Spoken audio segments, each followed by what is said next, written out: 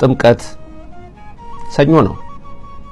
የ2018 ጥምቀት ሰኞ ሆኗል። ስለዚህ ጥምቀት ጋዳ አለው። አዎ ልደትና ጥምቀት ጋዳ አላቸው። ስለዚህ ሰኞ ቀን ከሆነ ደግሞ እሁድ ደግሞ ሰንበት ነው። እንዴት ነው የሚደረገው? ምንድነው ህጉ? ምንድነው ስርዓቱ?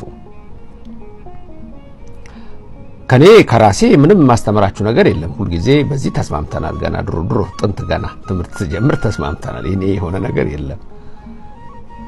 ህግ ላይ የተጻፈውን የተቀመጠውን ነገር ነው የምንማረው እንጂ ሰው የራሱን ሐሳብ ዝም ብሎ አንስቶ ይሄ ነው አይልም። እንደ ሰው ሐሳብ ከሆነ ሰው ተነስቶ እንደ ፍላጎቱ እንደ ፈቃዱ ይሄን አድርጎ ሊል ይችላል። ስለዚህ እኛ ግን አባቶቻችን በጎላ በተረዳ ነገር ጽፈው ሰፍረው አስቀምጠዋል።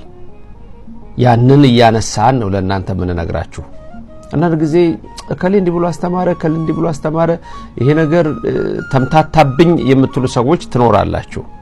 ስለዚህ ለእናንተም አይነት ሰዎች ዛሬ በዚሁ በገጹ ላይ ጽሁፉንና ህጉን እያሳየዋችሁ ለሌላም ሰው የምትጠቅሙ እንደምትሆኑ ተስፋ አደርጋለሁ። ስለዚህ አንዳንድ ሰዎች ከራሳቸው ስሜት ተነስተው የሚያስተምሩ ይኖራሉ። አንዳንዶች ደግሞ መንፈስ ቅዱስ ገልጦላቸው እናንተ የበለጠ ጾመኛ እንድትሆኑ አድርገው የሚያስተምሩ ሊኖሩ ይችላሉ።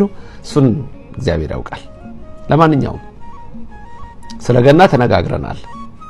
ስለ ልደት አሁን ስለ ጥምቀት ነው። ጥምቀት ሰኞ ነው። ከመሳሳት ለመዳን መማር ጥሩ ነው። ዕውቀት ጥሩ ነው። ሕዝቤ ዕውቀት ከማጣት የተነሳ ጠፋ ብሎ በነብዩ እግዚአብሔር የተናገረው ከዚህ የተነሳ ነው። ዕውቀት ይኖርባችሁ፣ የእግዚአብሔር ቃል በሙላት ይኖርባችሁ ነው የሚለው። ስለዚህ ቃሉን ስንሰማ ቃሉን ስናውቅ ከእግዚአብሔር ጋር የበለጠ ግንኙነታችን እንዲጠነክር ነው። ስለዚህ እናንተ ደግሞ ከሕፃንነት ጀምራችሁ የእግዚአብሔርን ቃል ተምራችኋል። የእግዚአብሔር መንፈስ ያለባቸው መጽሐፍ ታውቃችኋል። ከማን እንደተማራችሁም ታውቃላችሁ ይላል ሐዋርያው ቅዱስ ጳውሎስ ልጁ ጢሞቴዎስን እንደመከረው። ይሄ ቃል ለእናንተም ነው። ይሄ ቃል ለእኛም ነው። ይሄ ቃል ለሁላችንም ነው። በመጀመሪያ ግን ምንድነው ገሃድ ማለት ወይም ጋድ ሲባል ትሰማላችሁ? ምን ማለት ነው? ወይ ትርጉሙን ማወቅ ያስፈልጋል አይደል? ብዙዎቻችሁ ታውቁታላችሁ በእርግጠኝነት። በግዕዙ ገሃድ የሚለው ነው የሚስማማው። ገሃደ ነው። ገሃድ የሚለው ይስማማል። ጋድ የሚልም ቃል አለ እንጠቀመዋለን። ጋድ ነው የሚል ጋድ ወደ አማርኛው የሚያደላና ገሃድ አጠር ብሎ የሚመስልበትን ታያላችሁ። ግን ሁለቱም ትርጉም አለው።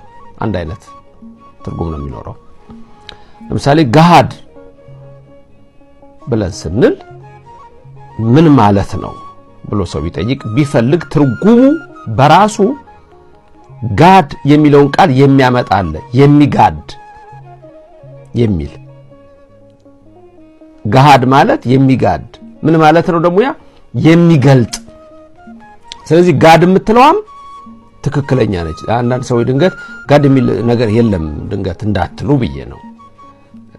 ግዕዙ ገሃድ ነው፣ ገሃደ ነው፣ ከዛ ነው ግሱ እንደዛ ነው። ስለዚህ የሚገልጥ፣ ተገላጭ፣ ተገላላጭ የሚል የአማርኛ ትርጉም ይኖረዋል። ስለዚህ ገሃድ ብለን ስንል ትርጉሙ ያንን የሚያሳይ ነው። ምንድነው? በግላጭ እንደማለት ሊሆን ይችላል። ለምሳሌ ገናን ረቡዕ ቀን አከበርን። ረቡዕ ቀን ገናን አክብረን የጾምነው ማክሰኞ ቀን ነው። በግላጭ ነው የጾምናት ማክሰኞ። ማትጾመው ነው ማክሰኞ በግላጭ ጾምናት ብለን እናስባለን። እርግጥ ገና ከመሆኑ በፊት ያቺ ቀን ምንድነች? ጾም ነች። ግን ጋድ ብለን እንደገና ጨምረንባት ደርበናት ጾምን።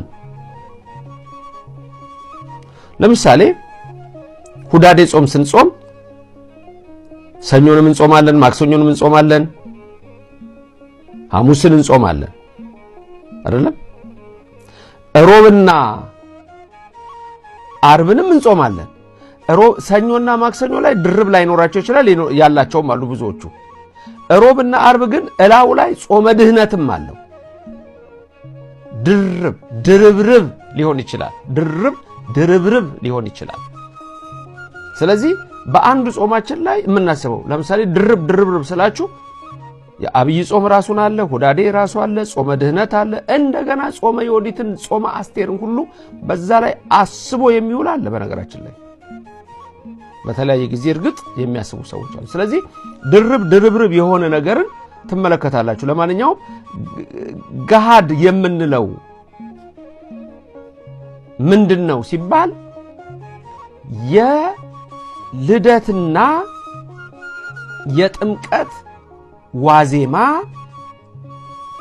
ጾም ማለት ነው። በግልጽ የሚጾም ማለት ነው።